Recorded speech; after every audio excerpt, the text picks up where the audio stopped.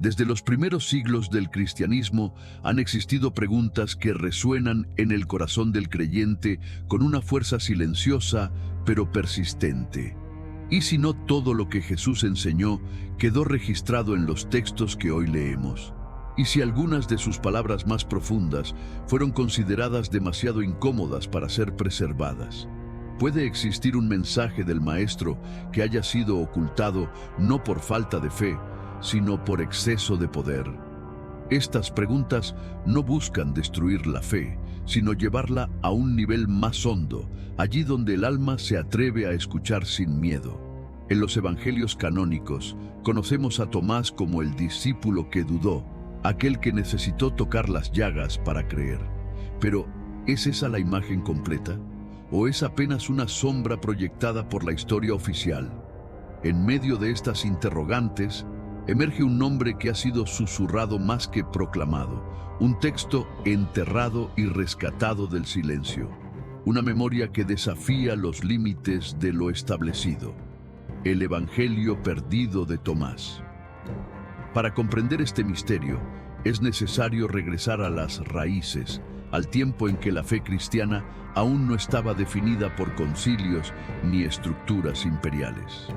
En los primeros siglos, las comunidades cristianas vivían su espiritualidad de forma diversa, guiadas por la memoria viva de Jesús y por la experiencia directa del Espíritu. En ese contexto, aparece un texto singular, atribuido al apóstol Tomás, que no narra milagros ni crucifixión, sino que recopila dichos atribuidos a Jesús, palabras breves, profundas, enigmáticas, que invitan más a la contemplación que a la obediencia externa. En 1945, en Nag Hammadi, Egipto, unos campesinos descubrieron una biblioteca enterrada desde hacía más de 1500 años. Entre esos manuscritos, escritos en copto, se encontraba el Evangelio de Tomás. Contenía 114 dichos atribuidos a Jesús, muchos de ellos desconocidos para la tradición canónica. El texto comienza con una advertencia solemne. Estas son las palabras secretas que dijo Jesús el viviente. No se trata de secretos para crear élites espirituales, sino de verdades que solo pueden comprenderse desde la transformación interior.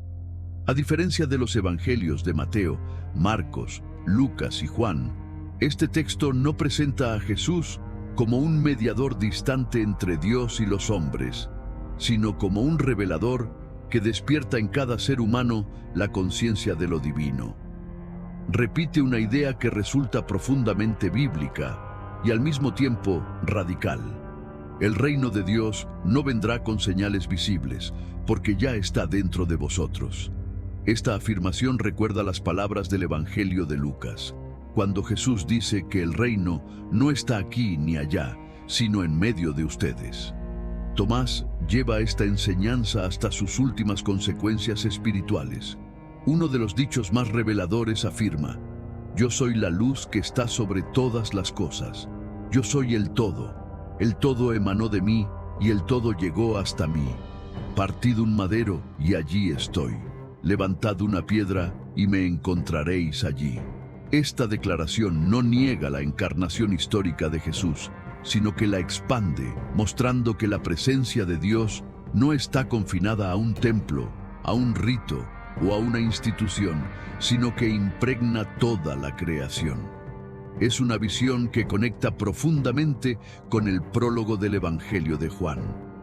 En él estaba la vida, y la vida era la luz de los hombres. Estas enseñanzas fueron consideradas peligrosas no por su falta de espiritualidad, sino por su exceso de libertad. Si cada persona puede experimentar a Dios directamente, ¿qué lugar queda para los intermediarios? Si la salvación es un despertar interior, ¿cómo se controla? Con el paso del tiempo, cuando el cristianismo comenzó a institucionalizarse, especialmente tras el siglo IV, estas preguntas se volvieron políticamente sensibles. En el año 325 después de Cristo, el Concilio de Nicea, convocado por el emperador Constantino, marcó un punto de inflexión. Allí se definieron los textos que formarían parte del canon bíblico y aquellos que serían excluidos. El Evangelio de Tomás fue declarado herético, no porque negara a Cristo, sino porque presentaba un Cristo que no podía ser monopolizado. Según la tradición, se ordenó la destrucción de estos textos y las comunidades que los preservaban fueron perseguidas. El silencio cayó sobre Tomás y su figura fue reducida al estereotipo del incrédulo. Sin embargo, otros textos antiguos sugieren una imagen muy distinta. Tomás es llamado el gemelo, no solo en sentido físico, sino espiritual, aquel que reflejaba de manera más íntima la conciencia de Jesús. En esta tradición, María Magdalena también ocupa un lugar central. En el último dicho del Evangelio de Tomás se aborda su papel, mostrando que Jesús la consideraba espiritualmente igual a los demás discípulos. Otros textos, como el Evangelio de Felipe, la describen como su compañera espiritual, alguien que comprendía enseñanzas que otros no podían recibir. Esta igualdad espiritual resultaba profundamente subversiva en un mundo patriarcal y en una iglesia que comenzaba a estructurarse jerárquicamente. En las comunidades asociadas a Tomás, las mujeres enseñaban, guiaban y lideraban. No había distinción de valor ante Dios, porque todos compartían la misma chispa divina, creada a imagen y semejanza del Creador, como afirma el Génesis. La tradición sostiene que Tomás llevó estas enseñanzas más allá de las fronteras del Imperio Romano. Alrededor del año 52 después de Cristo, viajó a la India. Allí no encontró resistencia, sino resonancia. Las tradiciones espirituales de los Vedas y las Upanishads ya hablaban de una realidad divina interior, de un conocimiento que libera, de una luz que habita en cada ser humano. Tomás no impuso una nueva fe, encendió una llama que ya estaba presente. Las comunidades cristianas de Santo Tomé en la India desarrollaron una síntesis única entre las palabras de Jesús y las prácticas contemplativas locales. Una antigua inscripción en una cruz de piedra en Milapur afirma: Tomás, servidor del Mesías, vino aquí para encender la lámpara que no se apaga. Esa lámpara no es una doctrina externa, sino una experiencia viva de Dios. Una fe que no depende del miedo, sino del amor. No de la obediencia ciega, sino del conocimiento transformador. Se cree que existieron otros textos atribuidos a Tomás, como un evangelio de la infancia y un evangelio de los misterios, que exploraban aspectos de Jesús eliminados de la tradición oficial. Estos escritos sugerían que la conciencia de Cristo no estaba limitada por su cuerpo y que sus discípulos podían participar de esa misma conciencia mediante prácticas de oración profunda, silencio y entrega total a Dios. La persecución de estos textos llevó a la quema de bibliotecas y a la muerte de quienes se negaron a renunciar a estas enseñanzas. Hoy, el Evangelio de Tomás no se presenta como una negación de la Biblia ni como una ruptura con la fe cristiana, sino como una invitación a leer las Escrituras desde una profundidad espiritual mayor. No contradice los evangelios canónicos, sino que los ilumina desde el interior, recordándonos que la palabra de Dios no fue dada solo para ser estudiada, sino para ser vivida y encarnada. Este texto nos devuelve a una fe menos superficial y más contemplativa, donde creer no es únicamente aceptar doctrinas, sino permitir que el mensaje de Jesús transforme el corazón, la mente y la manera de existir en el mundo.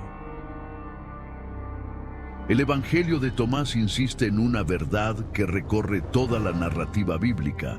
La fe auténtica es un camino de transformación interior. Jesús no proclamó solo normas religiosas, sino un reino que comienza dentro del ser humano.